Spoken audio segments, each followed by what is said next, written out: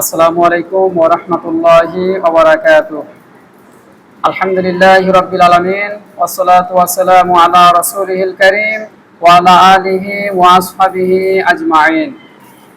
আম্মা বা'দু ফাআউযু বিল্লাহি মিনাশ শাইতানির রাজীম। বিসমিল্লাহির রহমানির রহিম। ইন্না ইদ্দাতাশ শুহুরি ইনদাল্লাহি ইসনা আশারা শাহরান ফি কিতাবিল্লাহ في كتاب الله يوم خلق السماوات والأرض منها أربعة حرم ذلك الدين القيم فلا تظلموا فيهن أنفسكم وقاتلوا المشركين كافة كما يقاتلونكم كافة واعلموا أن الله مع المتقين صدق الله العظيم। সমস্ত প্রশংসা আল্লাহ পাকের জন্য যে আল্লাহ পাক আমাদেরকে সুস্থতার সাথে বাঁচিয়ে রেখে সাইয়্যিদুল আইয়াম সপ্তাহের শ্রেষ্ঠ দিন জুমার দিনে যে আল্লাহ তাআলা আমাদেরকে শয়তানের ওয়াসওয়াসা থেকে, শয়তানের কুমন্ত্রণা থেকে যে আল্লাহ তাআলা আমাদেরকে হেফাজত করে পৃথিবীর মধ্যে সর্বশ্রেষ্ঠ জায়গা মসজিদ ঘরে যে আল্লাহ তাআলা আমাদেরকে সবার আগে উপস্থিত হওয়ার, একত্রিত হওয়ার যে রব আমাদেরকে তৌফিক দান করলেন, সে আল্লাহ পাকের কাছে আমরা কালিমাতুশ শুকর আদায় করছি। আমরা সকলে পড়ছি আলহামদুলিল্লাহ।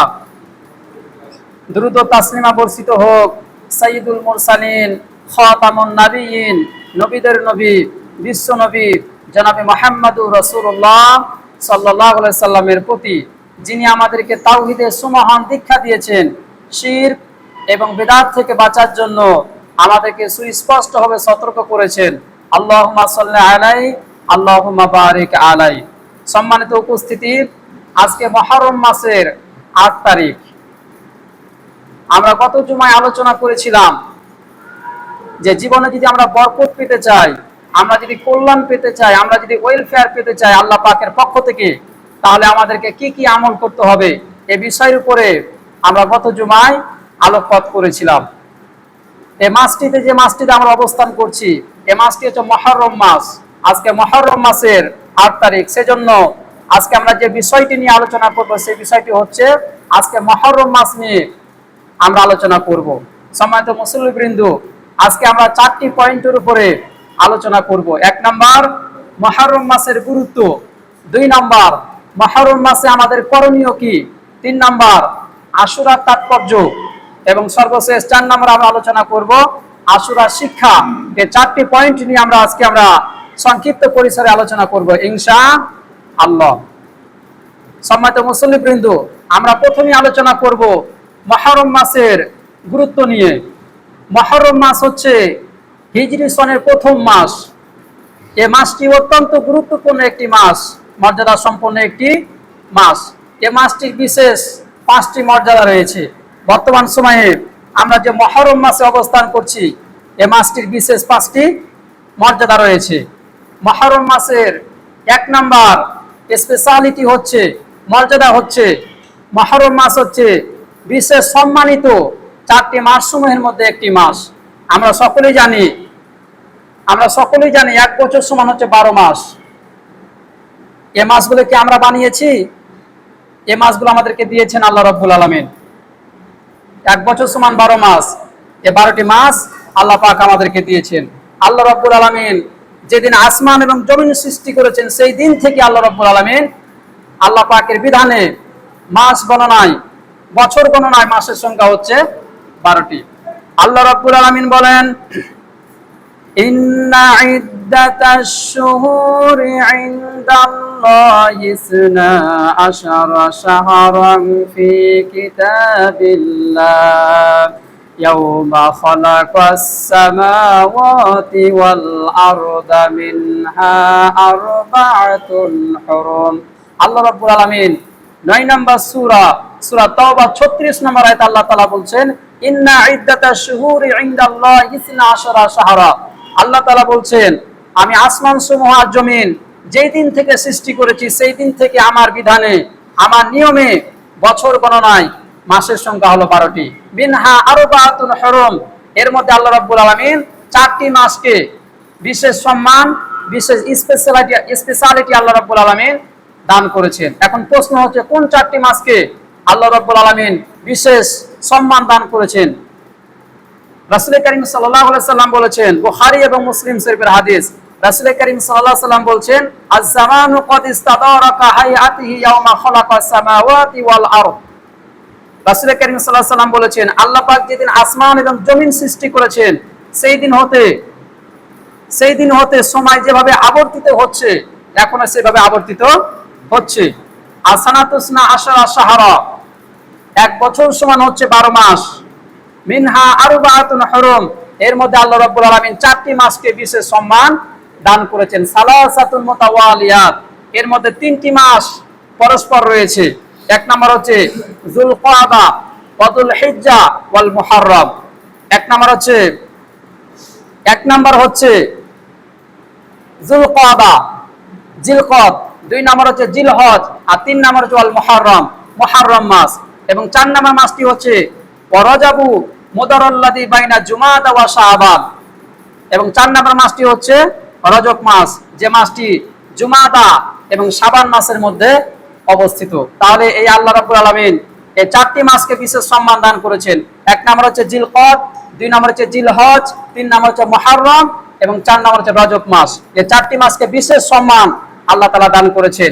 এই 4টি মাসের মধ্যে একটি মাস রয়েছে, সেটি হচ্ছে মুহররম মাস, যে মাসে আমরা অবস্থান করছি। তাহলে মুহররম মাসকে যে 5টি স্পেশালিটি দেওয়া হয়েছে, বিশেষ মর্যাদা দেওয়া হয়েছে, তার মধ্যে 1 নম্বর হচ্ছে এই মাসটি হচ্ছে বিশেষ সম্মানিত 4টি মাসের মধ্যে একটি মাস। মুহররম মাসের 2 নম্বর বিশেষ মর্যাদা হচ্ছে, স্পেশালিটি হচ্ছে, এই মাস যেহেতু হারাম মাস, এজন্য এই মাসে পাপাচার, অন্যায়, জুলুম এবং যুদ্ধ বিগ্রহ করা আল্লাহ তাআলা নিষিদ্ধ করে দিয়েছেন। আল্লাহ তাআলা 9 নম্বর সূরা তাওবা 36 নম্বর আয়াতে আল্লাহ পাক বলেছেন, ফালা তাজলিমু ফিহিন্না আনফুসাকুম। আল্লাহ তাআলা বলছেন, এই হারাম মাসগুলোতে তোমরা নিজেদের প্রতি জুলুম করো না, অর্থাৎ এই মাসগুলোতে, হারাম মাসগুলোতে তোমরা পাপাচার, অন্যায়, জুলুম এবং যুদ্ধ বিগ্রহে তোমরা লিপ্ত হয়ে যেও না। সম্মানিত মুসল্লিবৃন্দ, জাহিলি যুগের মুশরিকরাও এই হারাম মাসগুলো সম্পর্কে তারা জানতো এই 4টা মাস হচ্ছে হারাম মাস। এই মাসগুলোতে পাপাচার, অন্যায়, জুলুম এবং যুদ্ধ বিগ্রহ করা যায় না। কিন্তু এই মুশরিকগুলো হারাম মাসগুলো সম্পর্কে জানা সত্ত্বেও এই মাসগুলো তারা অপব্যবহার করত, অপকৌশল এবং অপচেষ্টার মাধ্যমে তারা এই মাসগুলোতে যুদ্ধ এবং অন্যায় কাজে তারা সামিল হয়ে যেত। কোরআনুল কারীমে তাদের এই অপকৌশল এবং অপচেষ্টাকে আল্লাহ তাআলা নিন্দা করে বলেছেন, ইন্নামান নাসিউ জিয়াদাতুন ফিল কুফর।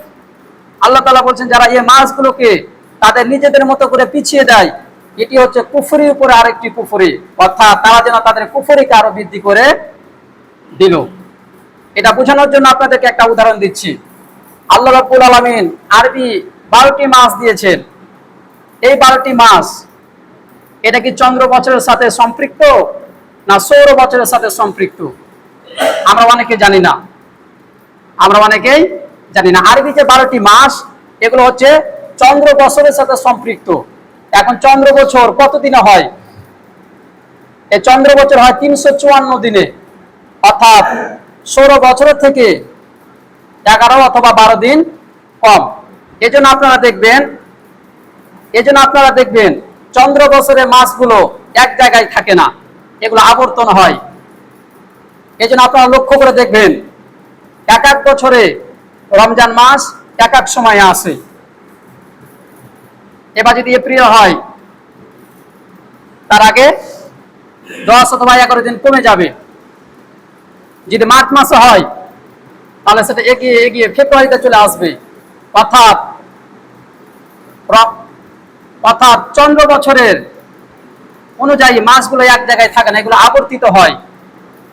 এই মুশরিকগুলো তারা ভালোভাবেই জানতো যে এই মাসগুলো হচ্ছে হারাম মাস, এই মাসগুলোতে যুদ্ধ বিগ্রহ করা যায় না, এই মাসগুলো ঘুরে ফিরে আসে। এই জন্য তারা কি করতো, তারা তাদের নিজেদের সুবিধা অনুযায়ী এই মাসগুলোকে তারা এগিয়ে এবং পিছিয়ে দিত তাদের সুবিধার জন্য, ব্যবসা বাণিজ্য করার জন্য, অথবা কোনো কাফেলা এসেছে সেটা লুণ্ঠন করার জন্য, বা তাদের সুবিধা অনুযায়ী এই মাসগুলোকে তারা আগিয়ে নিত অথবা পিছিয়ে নিত। এরই নিন্দা করে আল্লাহ পাক বলেছেন ইন্নামা নাসিউ জিয়াদাতুন ফিল কুফর, যারা এই মাসগুলোকে পিছিয়ে দেয় অথবা আগিয়ে দেয় এটা হচ্ছে কুফরির উপর আরেকটি বড় একটা কুফরি। এজন্য মুহররম মাসে 2 নম্বর স্পেশালিটি হচ্ছে এই মাস যেহেতু হারাম মাস, এই মাসে অন্যায় জুলুম যুদ্ধ বিগ্রহ করা আল্লাহ তাআলা নিষিদ্ধ করে দিয়েছেন। মুহররম মাসে 3 নম্বর স্পেশালিটি হচ্ছে, 3 নম্বর বিশেষ মর্যাদা হচ্ছে রাসূল করিম সাল্লাল্লাহু আলাইহি সাল্লাম হাদিসের মধ্যে এই মাসটিকে শাহরুল্লাহ, সরাসরি আল্লাহর মাস বলে আখ্যায়িত করেছেন। শাহরুল্লাহ, এই মুহররম মাসকে রাসূল করিম সাল্লাল্লাহু আলাইহি সাল্লাম আল্লাহর মাস বলে আখ্যায়িত করেছেন। এখন প্রশ্ন হতে পারে তাহলে বাকি মাসগুলো কার মাস?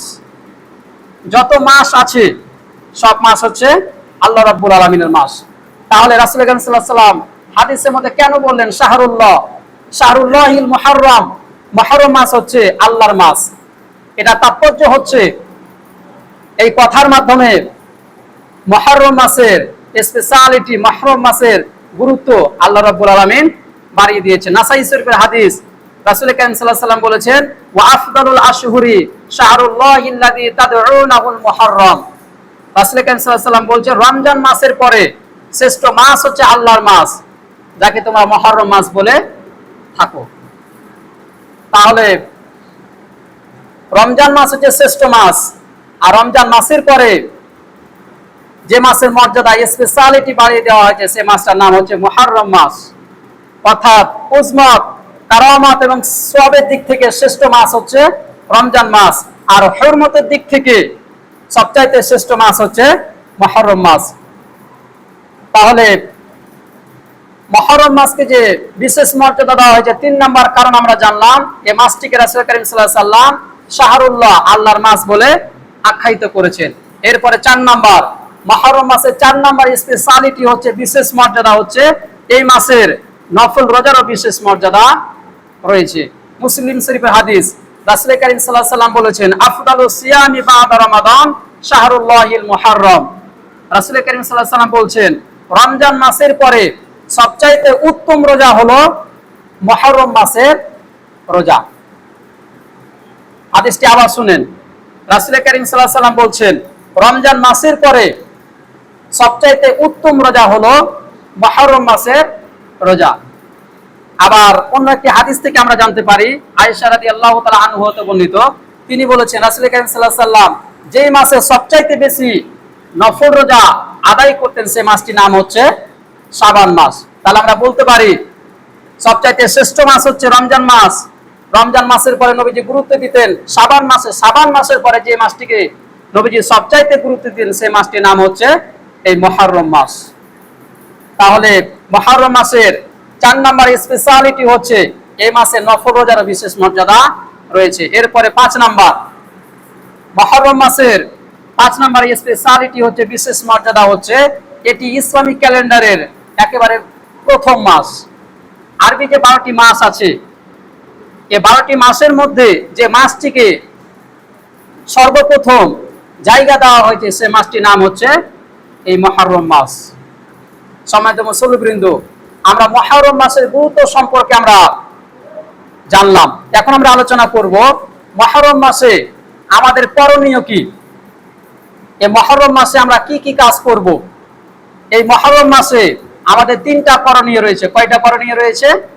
3টা করণীয় রয়েছে। 1 নম্বর, আমরা আল্লাহর কাছে তওবা এবং ইস্তেগফার আমরা করব, কারণ মুহররম মাস আসা মানেই হচ্ছে নতুন বছর শুরু হওয়া, আরেকটি বছর চলে যাওয়া।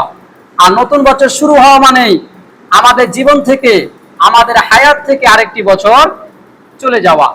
এখন প্রশ্ন হচ্ছে, মানুষের হায়াত বাড়ে না মানুষের হায়াত কমে? প্রতিটি মুহূর্তে আমরা কবরের দিকে এগিয়ে যাচ্ছি না কবর থেকে আমরা পিছিয়ে যাচ্ছি? আমরা প্রতি মুহূর্তে কবরের দিকে এগিয়ে যাচ্ছি, আমাদের জীবন থেকে হায়াত কমতে আছে। এজন্য 1446 হিজরি আমরা শেষ করে 1447 হিজরিতে আমরা পদার্পণ করেছি।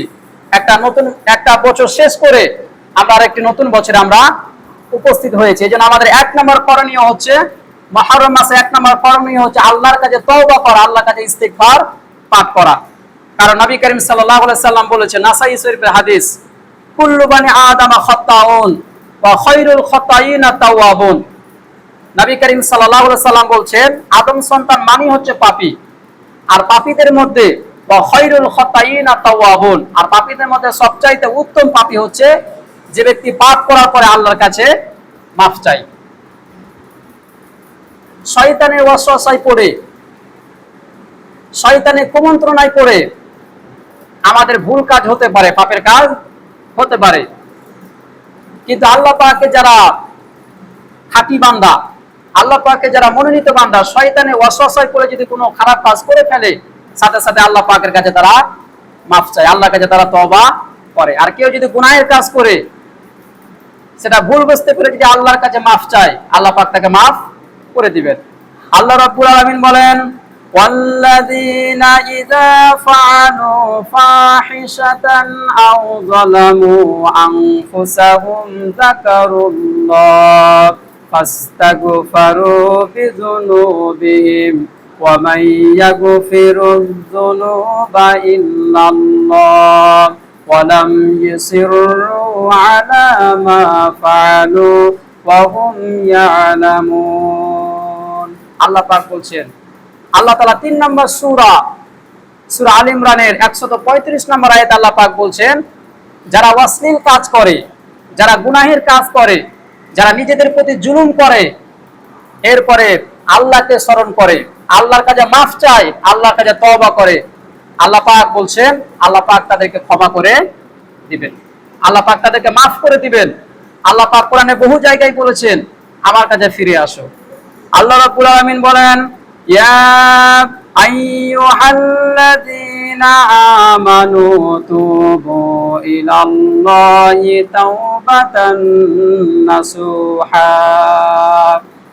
আল্লাহ রাব্বুল আলামিন 66 নম্বর সূরা তাহরিমের 8 নম্বর আয়াতে আল্লাহ পাক বলছেন, ইয়া আইয়ুহাল্লাযীনা আমানু, আল্লাহ পাক বলছেন, হে বিশ্বাসীগণ, আল্লাহর কাছে তওবা করো, তওবা করার মতো তওবা করো, অর্থাৎ বিশুদ্ধ চিত্তে আল্লাহর কাছে তওবা করো, তাহলে আল্লাহ রাব্বুল আলামিন তোমাদেরকে মাফ করে দিবেন, আল্লাহ পাক তোমাদেরকে ক্ষমা করে দিবেন। আমরা যদি আল্লাহর কাছে তওবা করি, আল্লাহর কাছে যদি আমরা মাফ চাই, তাহলে আমাদের পুরস্কার কি? আল্লাহ রাব্বুল আলামিন এই আয়াতের শেষাংশে আল্লাহ পাক বলছেন, আসা রাব্বুকুম আইয়ুকাফির আনকুম সাইয়্যাতিকুম ওয়া ইউদখিলাকুম জান্নাতিন তাজরি মিন তাহতিহাল আনহার। আল্লাহ পাক বলছেন, যারা আল্লাহর কাছে তওবা করবে, আল্লাহর কাছে যারা মাফ চাইবে, আল্লাহ পাক তাদের জন্য 2টা পুরস্কার রেখেছেন। কয়টা পুরস্কার? 2টা পুরস্কার। আল্লাহ পাক তাদেরকে মাফ করে দিবেন, আর ওয়া ইউদখিলাকুম জান্নাতিন তাজরি মিন তাহতিহাল আনহার, আর আল্লাহ পাক তাদেরকে জান্নাত দান করবেন। আমাদের কাঙ্ক্ষিত, আমাদের ফাইনাল ডেস্টিনেশন জান্নাত, আল্লাহ পাক আমাদেরকে জান্নাত দান করবেন। কোন জান্নাত? লাহুম ফিহা ফাকিহাতু ওয়া লাহুম ফিহা মা তাদাউন। এমন জান্নাত যে জান্নাতের ভেতরে আপনি যা চাইবেন আল্লাহ পাক আপনাকে তাই দান করবেন, যা চাইবেন আল্লাহ পাক আপনাকে দান করবেন। সেই নয়ন প্রীতিকর জান্নাত আল্লাহ পাক মুত্তাকি বান্দার জন্য রেখেছেন। যারা আল্লাহর কাছে মাফ চায়, আল্লাহর কাছে যারা তওবা করে, তাদের জন্য জান্নাত আল্লাহ পাক রেখে দিয়েছেন। জান্নাতের বর্ণনা দিতে গিয়ে নবী করিম সাল্লাল্লাহু আলাইহি সাল্লাম বলেছেন, আল্লাহ পাক তার মুত্তাকি বান্দার জন্য এমন জান্নাত রেখে দিয়েছেন যা কোনো চোখ দেখে নাই, যা কোনো কান শুনে নাই, যা কোনো অন্তর কল্পনা করতে পারে নাই, ইমাজিন করতে পারে নাই। এমন জান্নাত আল্লাহ পাক তার মুত্তাকি বান্দার জন্য রেখে দিয়েছেন। এজন্য আমরা যতই গুনাহের কাজ করি না কেন মাফ চাইতে হবে কার কাছে? আল্লাহ পাকের কাছে। রাসূল করিম সাল্লাল্লাহু আলাইহি সাল্লামের জীবনে কোনো গুনাহ ছিল না। এরপরে নবীজি বুখারী শরীফের হাদিস দৈনিক ৭০ বার আল্লাহর কাছে মাফ চাইতেন, তওবা করতেন, ইস্তেগফার পাঠ করতেন। আবার মুসলিম শরীফের হাদিস ১০০ বার নবীজি আল্লাহর কাছে মাফ চাইতেন, তওবা করতেন।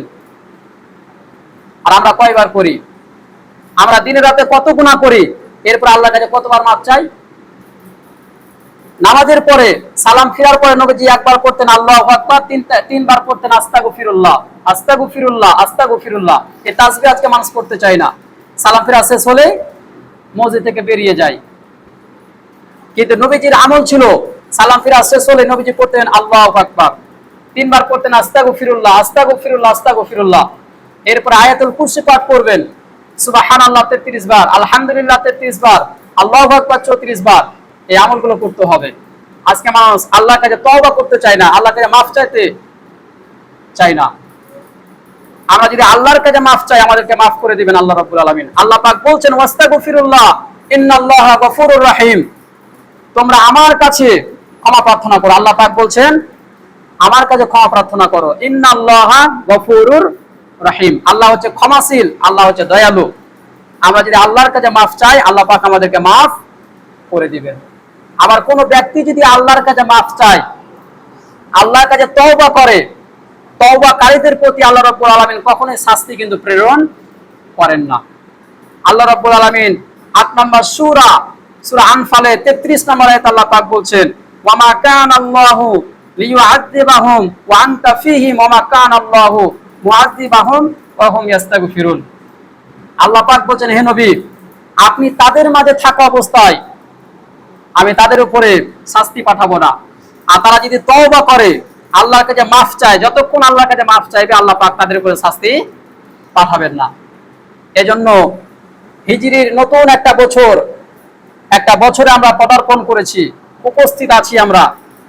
গত হিজরি বছর আমরা গুনাহের কাজ করে, অন্যায় কাজ করে আমরা অতিবাহিত করেছি। যেন আমাদের ১ নম্বর মুহররম মাসে আমাদের ১ নম্বর করণীয় হচ্ছে আল্লাহর কাছে আমাদেরকে মাফ চাইতে হবে, আল্লাহর কাছে তওবা করতে হবে। এরপরে ২ নম্বর, আমরা কিছুক্ষণ আগেই শুনেছি বা জেনেছি যে মাসটি হচ্ছে সম্মানিত মাস, মুহররম মাস হচ্ছে সম্মানিত মাস। এজন্য এই মাসটিকে সম্মান দিতে হবে, আপনাকে সম্মান দিতে হবে। আমাদের বাড়িতে বা আপনার বাড়িতে কোনো যদি একজন গেস্ট আছে, আত্মীয় স্বজন যদি বেড়াতে আসে, তাহলে আপনি কি ঘরের মধ্যে শুয়ে আছেন, আপনি কি শুয়ে থাকবেন না আপনি উঠে বসবেন?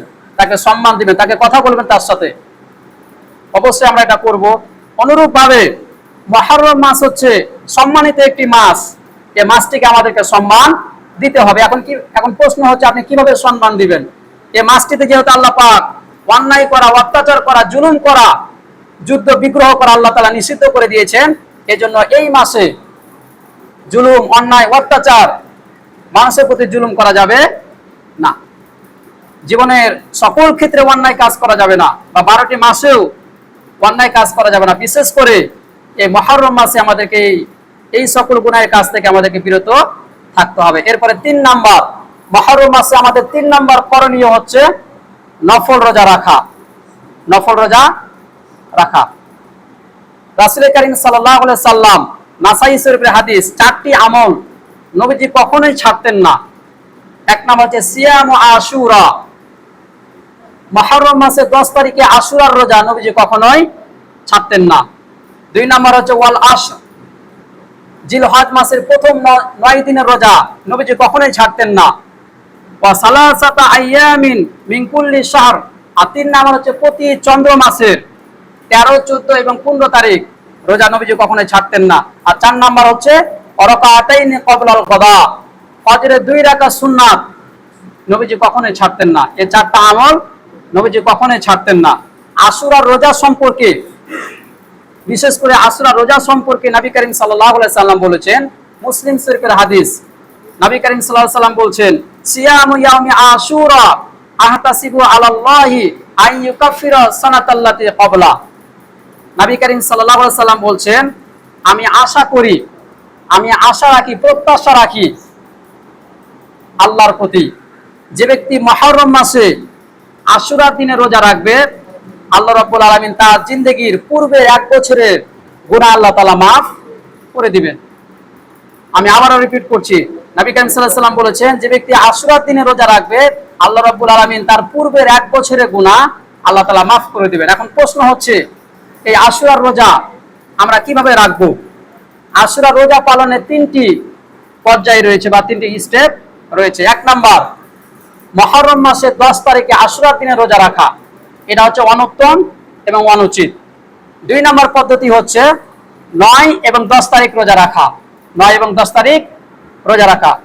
কারণ মুসলিম শরীফের হাদিস, নবী করিম সাল্লাল্লাহু আলাইহি ওয়াসাল্লাম বলছেন, আব্দুল্লাহ ইবনে আব্বাস রাদিয়াল্লাহু তাআলা আনহু হতে বর্ণিত, তিনি একবার নবী করিম সাল্লাল্লাহু আলাইহি ওয়াসাল্লামকে গিয়ে বলল, ইয়া রাসূলুল্লাহ সাল্লাল্লাহু আলাইহি ওয়াসাল্লাম, ইন্নাহু ইয়াউমুন তুআযিমুহুল ইয়াহুদ ওয়ান নাসারা। আব্দুল্লাহ ইবনে আব্বাস নবী করিম সাল্লাল্লাহু আলাইহি ওয়াসাল্লামকে গিয়ে বলল, ইয়া রাসূলুল্লাহ, এই দিনে তো ইহুদিরা রোজা রাখে, আশুরার দিনে ইহুদিরা রোজা রাখে, তাহলে তাদের সাথে কি সাদৃশ্য হয়ে গেল না? নবী করিম সাল্লাল্লাহু আলাইহি ওয়াসাল্লাম তাদের জবাবে বললেন, ফাইদা কানাল আমুল মুকবিলু ইনশাআল্লাহু সুমনাল ইয়াউমা তাসিয়া।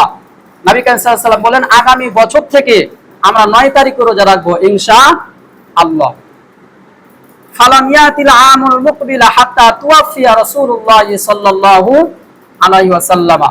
কিন্তু আগামী বছর আসার পূর্বেই রাসূল করিম সাল্লাল্লাহু আলাইহি ওয়াসাল্লাম ইন্তিকাল করলেন। তার মানে এই হাদিস থেকে আমরা বুঝতে পারলাম 9 এবং 10 তারিখ আমরা রোজা রাখবো। কারণ কি? কারণ 10 তারিখে আশুরার দিনে 10 তারিখে ইহুদিরা রোজা রাখে, এটার একটা কারণ রয়েছে, আমি পরবর্তীতে বলছি।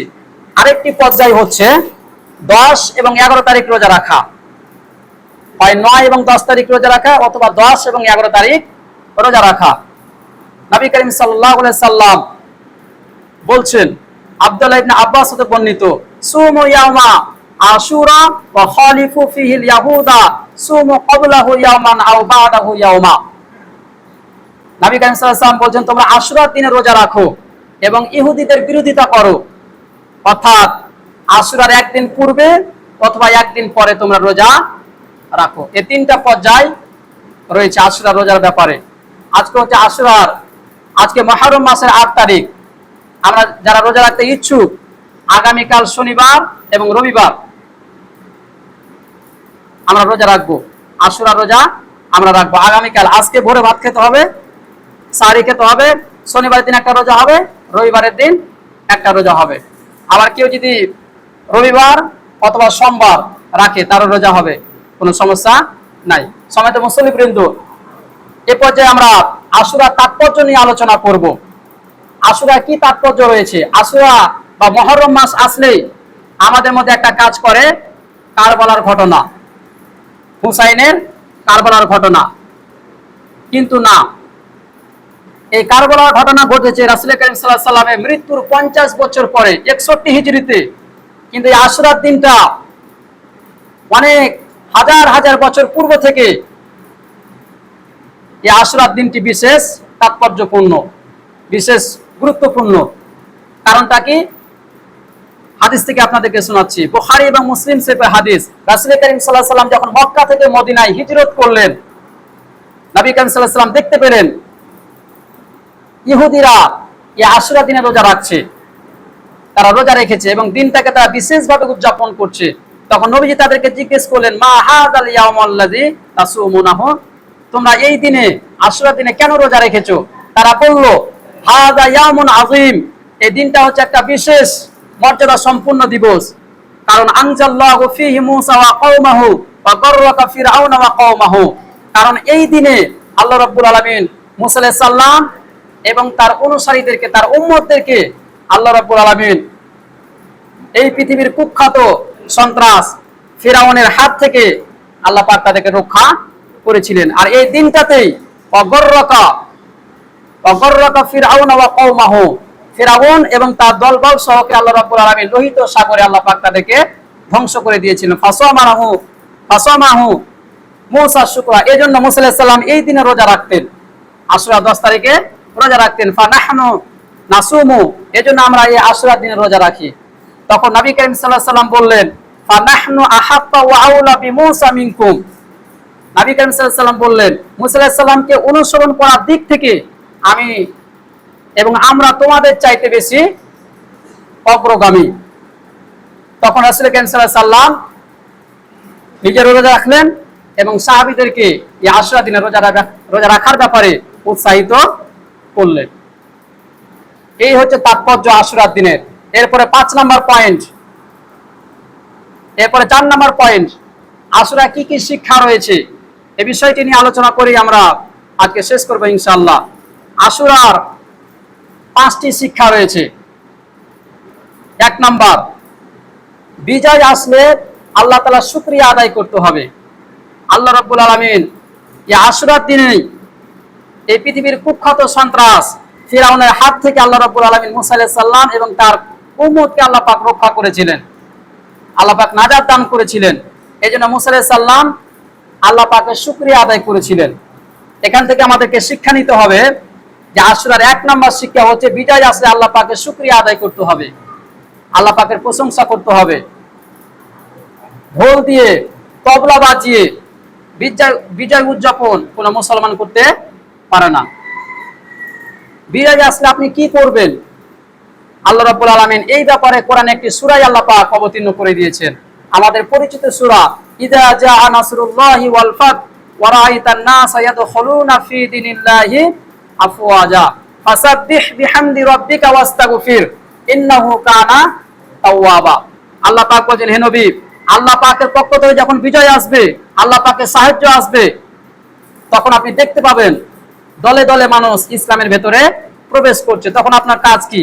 আপনার কাজ হচ্ছে 2টা, ফাসাব্বিহ বিহামদি রাব্বিকা, তখন আপনি আপনার রবের প্রশংসা করবেন, কমেন্ডেশন করবেন, ইন্নাহু কানা তাওয়াবা ওয়াস্তাগফির ইন্নাহু কানা তাওয়াবা, আল্লাহর কাছে আপনি মাফ চাইবেন, আপনি ক্ষমা চাইবেন।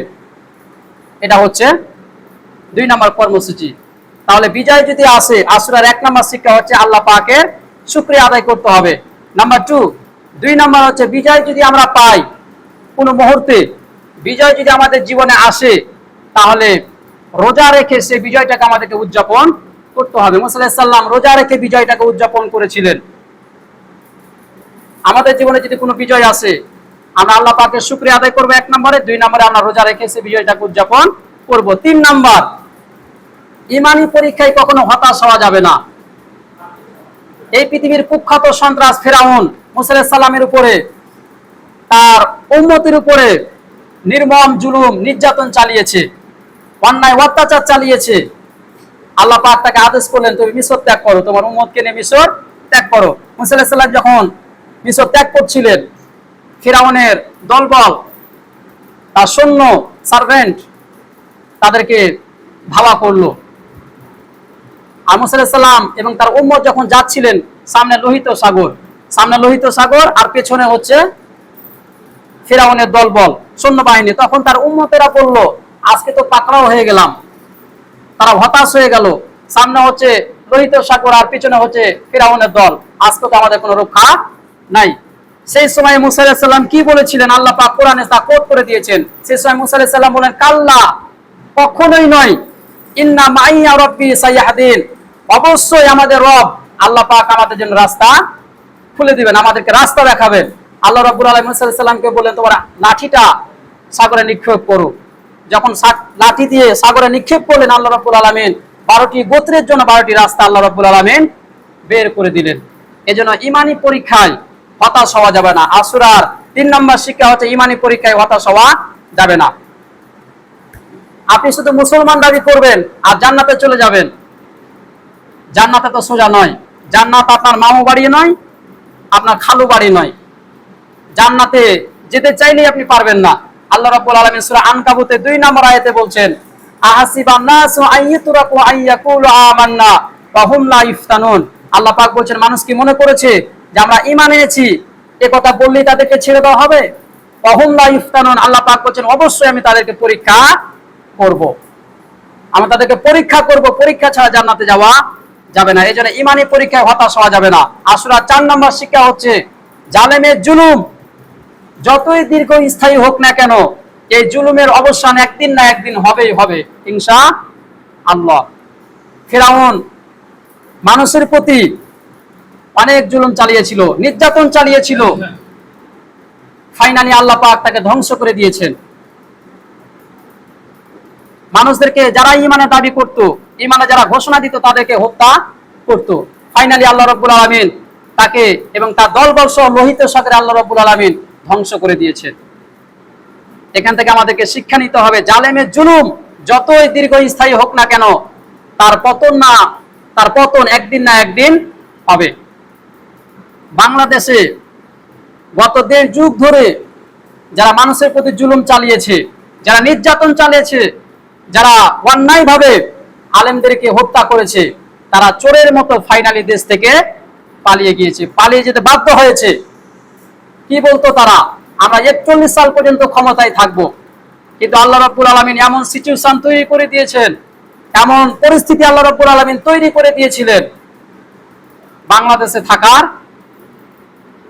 বাংলাদেশে তারা যে টিকে থাকবে এরকম সিচুয়েশন তারা করতে পারে নাই। তারা তাদের ক্ষমতাকে টিকিয়ে রাখার জন্য সকল প্রকার কার্যক্রম তারা হাতে নিয়েছিলেন, পতনের সকল রাস্তা তারা বন্ধ করে দিয়েছিলেন। কিন্তু আল্লাহ রাব্বুল আলামিন, আল্লাহ পাক বলছেন ইন্না বাতাশা রাব্বিকা লাশাদীদ, আল্লাহ পাক যখন ধরেন, আল্লাহ পাকের পাকড় থেকে বাঁচার কোনো রাস্তা থাকে না। এজন্য আমাদেরকে মনে রাখতে হবে, অথবা এখান থেকে আমাদেরকে শিক্ষা নিতে হবে, অথবা পরবর্তীতে যারাই ক্ষমতা আসবে আমাদেরকে মাথায় রাখতে হবে একটা জিনিস, যে ক্ষমতা চিরস্থায়ী নয়। ক্ষমতায় থেকে যারা মানুষের প্রতি জুলুম করবে, অন্যায় অত্যাচার করবে, এটার পতন একদিন একদিন হবে। এরপরে 5 নাম্বার, আসুরা 5 নাম্বার শিক্ষা হচ্ছে ইহুদিদের অনুসরণ করা যাবে না। নবী করিম সাল্লাল্লাহু আলাইহি ওয়াসাল্লাম বলেছেন মান তাশাব্বাহা বিকওমিন ফাহুয়া মিনহুম, যে ব্যক্তি অন্য জাতির অনুসরণ করে সে ব্যক্তি আমার উম্মত নয়। বর্তমান সময়ে আমরা উঠা বসায়, চলাফেরায়, কর্ম সম্পাদনে আমরা ইহুদিদেরকে অনুসরণ করছি কিনা একটা এক্সাম্পল দিচ্ছি। আজকে ইংরেজি মাসের কয় তারিখ? আজকে কয় তারিখ? আজকে 4 তারিখ। কোন মাস চলছে? জুলাই মাস। কত সাল চলছে? 2025। এখন যদি আমি প্রশ্ন করি যে আজকে আরবি মাসের কয় তারিখ, কোন মাস চলছে, আজকে আলোচনা হচ্ছে, এজন্য হয়তোবা মনে থাকতে পারে, অথবা কত হিজরি সন চলছে আমরা অনেকে বলতে পারবো না। কিন্তু যে ইংরেজি নিয়ে আমরা বড়াই করি, এটা ইংরেজি সন নয়, এটা হচ্ছে একটা খ্রিস্টীয় সন। একটা খ্রিস্টীয় সাল নিয়ে আমরা গর্ববোধ করি, এটাকে আমরা মেনটেন করে সবকিছু আমরা পরিচালনা করি। কিন্তু মুসলমানের সাথে আরবি মাস যে সম্পর্কিত, আরবি হিজরি সন যে সম্পর্কিত, এই বিষয়ে আমরা গুরুত্ব আরোপ করি না, আমরা ভুরুক্ষেপ করি না। অথচ নবী করিম সাল্লাল্লাহু আলাইহি ওয়াসাল্লাম বলছেন মান তাশাব্বাহা বিকওমিন ফাহুয়া মিনহুম, যে ব্যক্তি অন্য জাতির অনুসরণ করে সে আমার উম্মত নয়। এই 5টি আসুরা শিক্ষা আমাদেরকে মেনে চলতে হবে। আল্লাহ তাআলা যেন আমাদেরকে কথাগুলি আমল করার তৌফিক দান করেন। আসসালামু আলাইকুম ওয়া রাহমাতুল্লাহ।